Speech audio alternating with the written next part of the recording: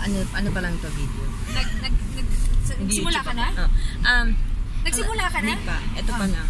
Hello guys! Welcome back to my channel. And for today's vlog, interviewin po natin yung mga lokal dito sa Austria. Lokal? Hindi naman mukhang lokal. Mga parang lokal. Lokal na hilaw. Oo, lokal na hilaw. Parang feeling lokal. Ayan siya. Ito, teka. Ayan po siya. Interviewin ko na siya. Sasalita na siya para hindi siya makapaghintay na siya. Ayan po siya. Hello! Chris Cutler! Ayan. Tatanungin ko siya in English, pero ano siya. I-translate ko sa'yo. Sige, para. How are you? For today's vlog, ito gagawin natin. Mag-aano tayo, tuturuan natin sila paano mag-German. Oo, sige. Pero, wag nyo akong baka ibabash nyo ako. Kasi, yung German ko kasi medyo medyo iba siya sa standard German. So, kaya yung mga feeling perfect mag-German dyan, wag na lang kayong Kasi may sarili-sarili tayong dialect eh. Sarili-sarili tayong diskarte. May sarili-sarili tayong mundo. Eto yung mundo ko. So, eto na. Anong gusto mong ituro natin sa kanila? Ibig niya sabihin. Anong gusto mong ituro natin sa kanila? So, magsisimula tayo sa hello, how are you? Parang gano'n. Yan, Sige. Yung hello, how are you? Sabihin natin yun yung gagamitin natin ngayon. Standard German, madali. Simple lang siya. Hallo, wie geht's dir? Ganon. Sa amin naman, sa dialect namin, yung tinatawag na Vorarlberger dialect, ganito yung pag-approach namin. Hallo, wie geht's dir? Yun, ganon. Ganon, di ba? Parang taga Makati. Taga Makati.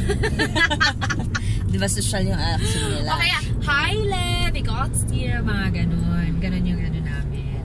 Kung ipapakilala mo yung sarili mo in Vorarlberger accent. In Vorarlberger accent, sige. Okay. Ich heiße Mary, wohne in Vorarlberg seit 9 Jahren jetzt und ich bin eine Schülerin. Ich studiere Diplom-Sozialbetreuung für Altenarbeit.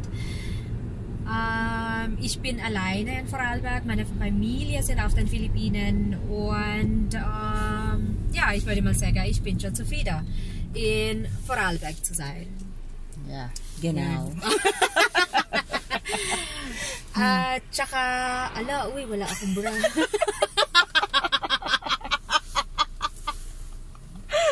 So that's all for today's vlog. That's all for today's vlog. Eto guys, pupunta kami sa kanya. Doon kami maliligo. Kasi parang yung doon sa namin, booking namin, parang anong tawag na to? Parang medyo matagal-tagal na kami doon. Parang napagastos na yung may-ari ng bahay. Kaya maghahanap kami ngayon ng bagong maliliguan namin. Ganun. Ayun, naghahanap na. Andito tayo ngayon sa, ang tawag na to, sa Innsbruck. Part pa to ng Innsbruck eh. May nakikita ko dyan building. Ang pangalan niya is Bundesreal Gymnasium in the parang gano'n. Yung parang, ang sakit. Gano'n. So, pag tuturuan mo naman sila sa tawag dito, ang sasabihin mo ay, tatanong mo kung, kung ano yung tatanong ko. Naku, huwag yung tanungan. Alam mo naman, loading ako medyo. Loading. Huwag tayo magjo-joke sa kanya. Loading siya. Pag ako pa naman pinagano ng joke, hindi ko alam kung saan ako lulugar. Parang gano'n. Oo, mahirap. Baka ikaw lang masaktan. Pag nag-joke. Medyo yung parang doon kayo mag-nosebleed sa akin. Sa puntong yun. Ano bang dapat ko itanong sa kanila? Yun nga. Hindi, yun yung sasabihin na mo in German. Sige. Paano sabihin? Sige, go. Kunwari tatanong mo, magkano yung nasa grocery, bibili siya. Magkano yung kamatis, bibili ako 1 kilo. Heile, ich möchte mal nur wissen, was kostet den Tomaten? Ganun. Medyo arte lang. Medyo OA yung pagkasabi ko. Ito na ba normal? Iba. Heile, Frage, wie viel kostet der Tomaten? Yun. Yun. Magkano daw yung kamatis? Magkano daw yung kamatis? Tapos, kung wari, tatanong ka, saan dito yung gatas?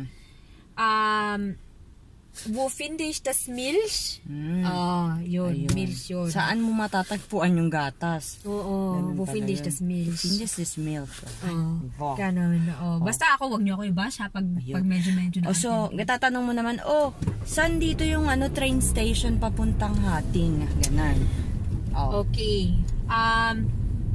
Welche... Wait lang, kasi paliko tayo Ayan. Frage, können Sie mir bitte sagen oder zeigen, wo der Bahnhof ist? Ich würde nach Hating fahren. Yun. Ich möchte nach Hating fahren. Ich möchte nach Hating. Nach Hating. Können Sie mir bitte zeigen oder sagen, wo der Bahnhof ist? Bitte. Ayun, laging may bite. Kailangan laging may bite kasi at least, parang respectful ka sa kanila. Oo. Ganun yun. Ganun, laging may bite. Oo.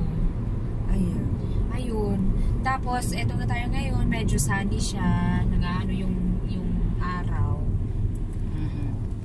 Masilaw, ano tawag doon? Nakakasilaw ang ilaw. The Sonne blendet. Ganon. Ayun. The Sonne blended. Gaganon blended dapat. means, parang ganon. The Sonne blended. Yung sun, Sonne. Sonne yun. Sonne. Oo. Tapos ito, Sonnenbrille. Sonnenbrille. Yung sunglasses. Yung sunglasses. Ganon. Ganon siya. Diba? Madali lang, no? Madali lang siyang Madali lang siyang pag-aralan. Das ist einfach. Es ist schon einfach. Es ist schön. Ja, es ist einfach. Es ist ganz also, einfach zum Lernen. Oo. Madali lang siyang, yung German, sinasabi ko, ito yung tip ko sa inyo ha. Kung gusto niyo matutong mag-aral ng German, madali lang kayong matuto ng German kung mag-aaral kayo.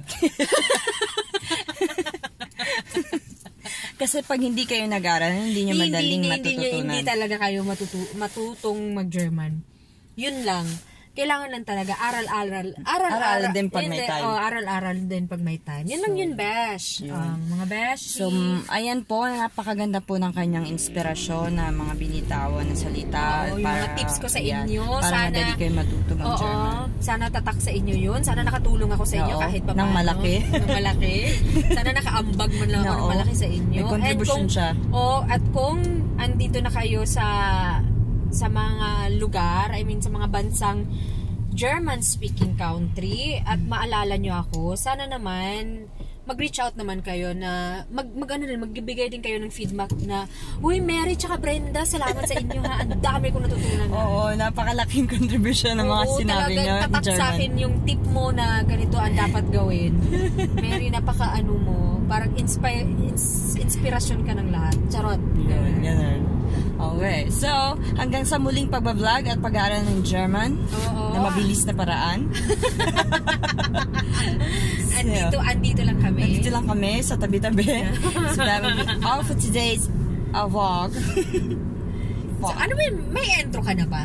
Or may call sign ka na ba para sa mga para sa kanila, sa mga beshi natin na? Wala pa. So dapat mag-isip ako in German. Eto na para mag-isip siya. Hindi, para bago. Tawagin mo silang Schatzele. Schatzele. Yun yung parang sweet term ng pagtawag mo sa tao ng baby o kaya, alam mo yun yung parang Schatzele, mahal ko kayo, yung parang ganon. Basta yung mga, yun yung parang sweet term na sige, pantawag sa kanila. So mga Schatzele hanggang sa susunod. And vlog mo to ikaw na hanggang sa mga susunod na vlogs at mga matututunang mga vlogs tungkol dito sa Austria. And sa susunod, baka bukas punta hiking tayo kung matutuloy na talaga. Kasi kahapon nagplano kaming mag-hike. Hindi na matapos-tapos yung vlog na. Sige nga, bye. Bye. Cheers! Ito.